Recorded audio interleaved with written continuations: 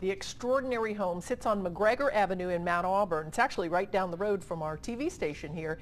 It's well over 100 years old, but the home and the property have seen better days. Local 12's Rich Jaffe is there right now with a look at how the community may just be able to help. Hi, Rich. Hi, Cami. Over the last few weeks, I've done a couple of stories about the effort in Mount Auburn to clean things up around here, specifically when it comes to overgrown properties. And in the course of those stories, we found this place, notable specifically because you can't even tell that there's a house in here. And today I have met the amazing lady who lives here, and we're going to see if we can't shed a little light on her problem. Walking into Carolyn Clark's classic Mount Auburn property is like walking into a green cave. You got your great hat on. In the early 70s, Clark was a well-known graphic designer in Cincinnati and created children's games, among other things. Even now, she lives in a whimsical home where the ceilings are covered with paper mache, and the exterior is covered with out-of-control trees and bushes. Carolyn says she likes it, to a point. Well, I grew up in Burnett Woods. I live right across the street from Burnett Woods. And then we moved to Switzerland in the middle of the woods.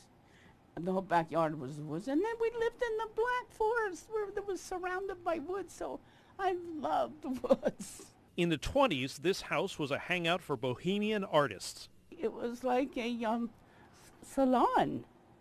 They just sat around and enjoyed talking. All the artists. Before Carolyn lived here, her Aunt Stephanie Allen owned the house. Stephanie was an international fashion model back in the 40s and 50s. Her brother, Harry Chafin, was Dwight D. Eisenhower's bodyguard. While the house is stuffed with family memorabilia, Carolyn spends most of her time on the first floor of the house. The steps have become a bit of a problem for her. On the second floor, buckets catch rainwater that comes through the leaking roof. And in the backyard, where a beautiful garden of Japanese bamboo once thrived, you can almost see the old carriage house. Much clearer is the need for a new porch and steps. As part of the effort to clean up Mount Auburn, I suggested to Carolyn we might be able to get her some help. Yeah, it'd be great to get some help around here.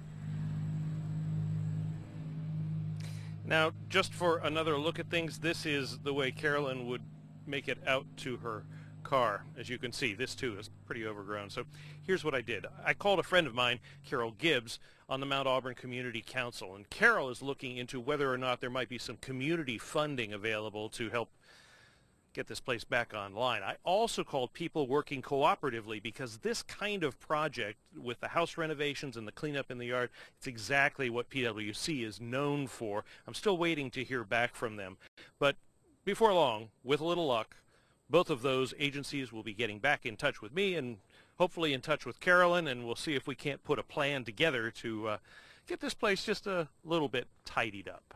In Mount Auburn, Rich Jaffe, Local 12 News. Cami? Let's hope so. That's great news, Rich. And she seems like such a sweet lady. She has lived a fascinating life, let me tell you, and a lot of it, there's proof of all that inside the house.